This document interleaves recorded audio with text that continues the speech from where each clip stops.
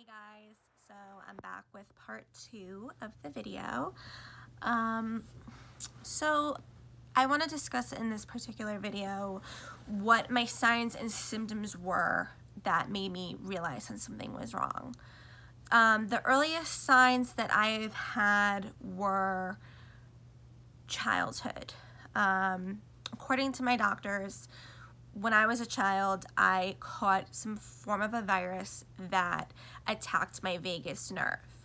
For those of you who don't know, the vagus nerve is the longest nerve in the body. It runs from the back of the brain all the way down to your stomach, and it controls your speech, your smell, your taste, your digestion, your heart rate, your blood pressure, pulse, basically everything. It's a very, very, very important nerve in your body, and for it to be disturbed, well, it's gonna cause you issues. So apparently, according to my doctors, when I was a child, I had caught a virus that attacked that nerve, and I experienced very few and far between symptoms of this. There were times in my childhood I felt like I couldn't walk or I was very out of breath, but when I tell you it was so few, it wasn't even questioned or thought about or an issue, it really wasn't. But that was the first sign. I was basically a normal kid person, fine. But when I turned 19, that's when shit hit the fan. Can I say shit on here? I just said it twice. I got mono, and this is a lesson to everybody out there that if you think it's just mono and you'll get over it, you might be the unlucky few and end up like me with an issue. So don't kiss boys that you don't really like. Sorry. So I caught mono at 19, and basically I wasn't getting better. Every day I was just like, I don't feel well, I can't breathe, I feel really weak and dizzy, I can't walk, just symptom after symptom after symptom. And I went to every doctor under the sun, and they ended up finding some minor things, but nothing that really would explain how I felt. And so after going to so many doctors, they were just kind of like, you know, we're gonna mark this as anxiety. You're having anxiety. And I was like, you're crazy. I'm not having anxiety. I'm not anxious. Do not tell me that I'm having anxiety. But they couldn't find anything. They couldn't. And when you have a medical professional telling you, your mom, your family, that they've run every test that they have access to, and there's nothing wrong, you start to think, well, I guess nothing's wrong. So something must be wrong with me up here for me to have all these symptoms. My doctor told me that I should probably go to a therapist because I must have had some type of issue going on in my life that was manifesting these symptoms. Symptoms because nobody took them seriously. Sorry, I'm playing with my hair. It's like blowing in my mouth. Okay, anyway. So I went to a therapist. And let me tell you, it was like pulling teeth to get me there because I'm like, this is BS. I don't belong here. I don't want to be here. I'm all talked out. I have nothing to talk about. Like, seriously, like, take me to a hospital, okay? Don't take me to, like, a therapist. But, all right. So I went. I sat through the session. We talked. And at the end of it, he looked at me and he was like, this is your first and this is going to be your last session because you don't have anxiety. You definitely have something going on with you medically, and you're just not in the right hands yet. Once you get in the right hands, you'll get an answer. And I was like, oh my God, like, thank you. I know, okay, great. But if every single other doctor is still telling you there's nothing wrong, you're gonna believe it. But I didn't believe it. So I just didn't stop. I kept looking for answers after answer after answer, and just couldn't really find anything. And I found some things online that made sense. Like I've heard of POTS, and I was like, I think I have POTS. I heard of, you know, vagus nerve dysfunction. And, you know, nothing was being confirmed by anybody, and they were just kind of like, yeah, we don't know what to tell you. You're fine. Like, maybe you need to just relax. And I'm like, first of all, I'm not uptight, but I could relax all I want, and it's not going to make me see clearer. It's not going to make me less dizzy, be able to walk further. Something is really wrong with me. But this went on for a long time, and nobody took me seriously. It wasn't until last summer, which is the summer of 2018, that I said enough is enough. There's definitely something wrong, and I'm not giving up. I was in the Bahamas with my boyfriend, and we're on the beach. We're sitting in a lounge chair. We're talking. We're just having the best, most relaxing time. But I didn't feel right. I felt really off. And I say off because I don't know how else to describe it, but I just felt really weird. Like I felt like I was like fading away. Like something was definitely wrong with me. And at that, I get an alert to my Apple Watch, which I think everybody needs to have one. This kind of saved my life. And it was telling me that my resting heart rate was 205. 205. Not 105, 205.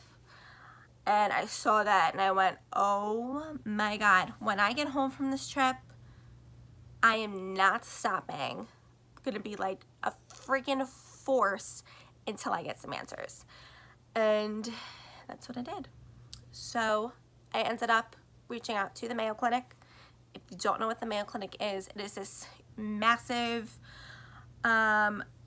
hospital, I guess we're gonna call it, that takes on undiagnosed and hard to solve cases. It is very, very, very hard to be seen there as a patient. If you're lucky, you get in, but it's very hard to get in there. And they also have a very long wait list if you are accepted.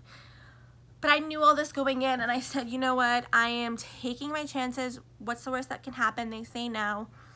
I wrote to them, and within 24 hours, I had gotten a call that, you know, they wanted to talk to me.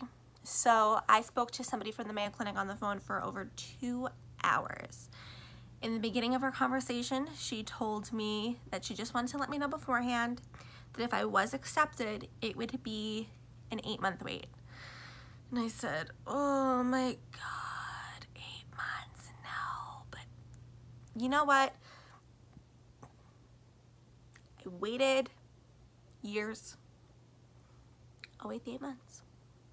Well, by the end of our conversation, she said to me, I spoke with the head physician who's going to take on your case, and we want to see you next week. And I went, oh my God, next week? What happened to the 8 months? And she goes, you can't wait 8 months. She goes, you don't have 8 months to wait. I'm like, oh my God, okay. So I said, look, I'm starting a new job. I can't come next week. You know, can I come in September? And she's like, September, fine. Whatever you need to do, we need to get you in immediately. So I was like, thank you so much. September, let me go.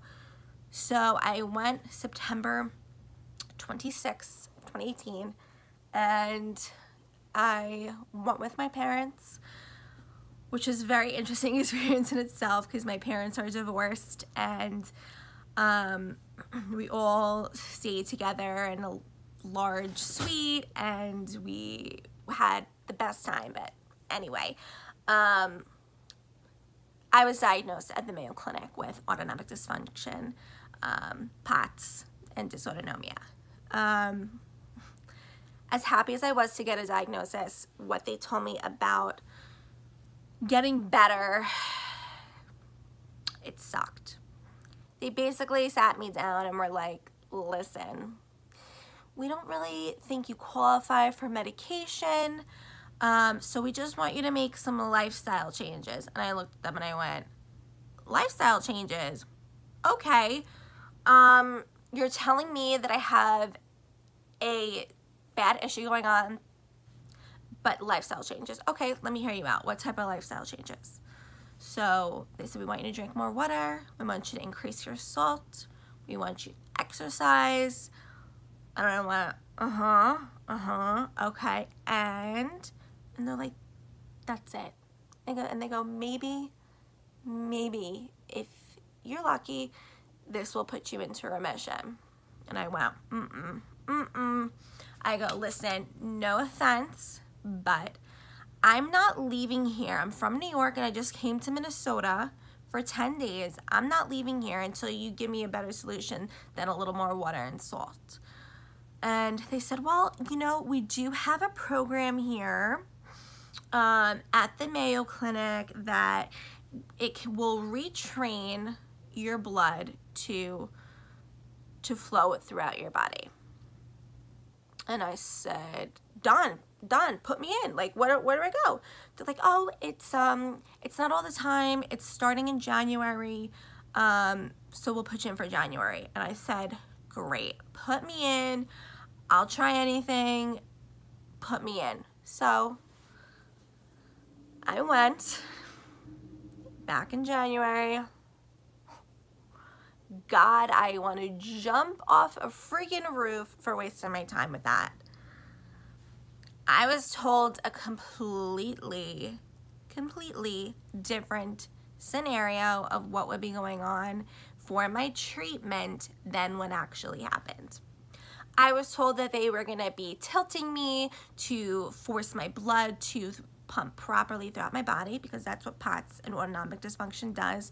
The blood pulls to your legs and it does not get to your heart and your lungs and your brain quick enough, and so you become symptomatic.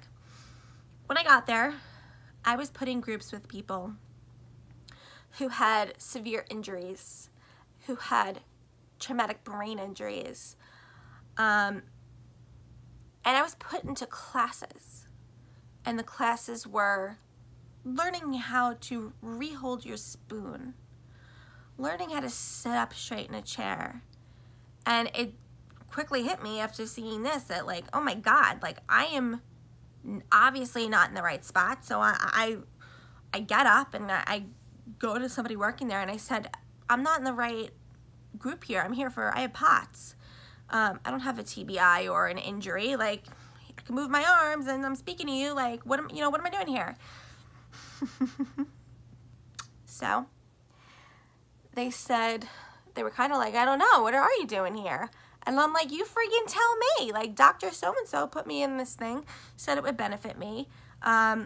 What's the benefit here? To make a long story short, the doctor who told me about this was basically out of her freaking mind, was wrong, and this had absolutely nothing to do with my condition. I wasted, oh my God, I wasted a lot of time, a lot of money, a lot of energy getting me to this place in the hopes and dreams that I was going to walk out of there a new person, and I wasn't. You think you're in the best of hands, and then you're not. So this had me questioning, is my diagnosis accurate? Because she messed up on that. Is this right? But I felt that it was right.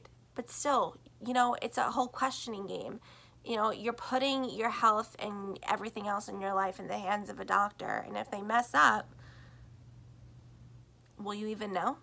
I don't have a medical degree. I don't know. If they're telling me something, I'm going to believe them. Well,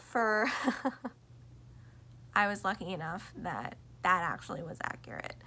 But this has been a journey, and I'm going to stop this video here because it's already long and nobody likes lengthy videos, so I'll stop this here. In my next video, I'll talk about something else. Bye, guys.